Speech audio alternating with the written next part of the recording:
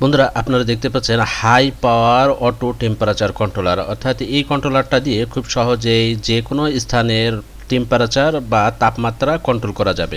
আপনারা যে তাপমাত্রা সেট করে দিবেন, যে তাপমাত্রা আপনারা আপ এবং লো এই দুই সাইডে সেট করে দেবেন, সেই তাপমাত্রার ভিতরেই মূলত হিটার বা ফ্যান বা এ ধরনের লাইট দিয়ে তাপমাত্রা কন্ট্রোল করে থাকে।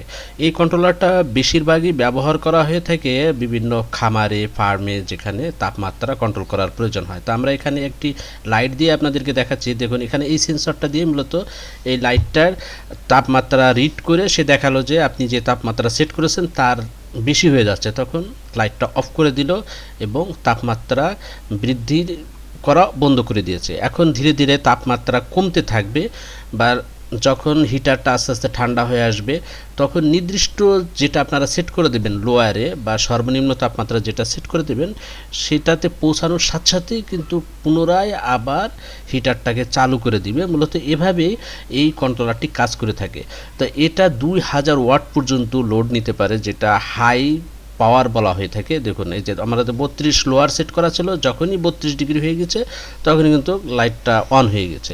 এই সিস্টেমেই এইগুলা কাজ করে থাকে। যারা হোবার, ব্রুডার বা বিভিন্ন পোলট্রি ফার্মে আপনাদের তাপমাত্রা কন্ট্রোলারের প্রয়োজন হয়, একটা শেড একসাথে কন্ট্রোল করার প্রয়োজন হয়, তারা এই কন্ট্রোলারটা নিতে পারেন। এটি খুবই কম প্রাইসে রাখা হচ্ছে মধুমতি ইনকিউবেটর অ্যান্ড ইলেকট্রিকে। ধন্যবাদ, আল্লাহ হাফিজ।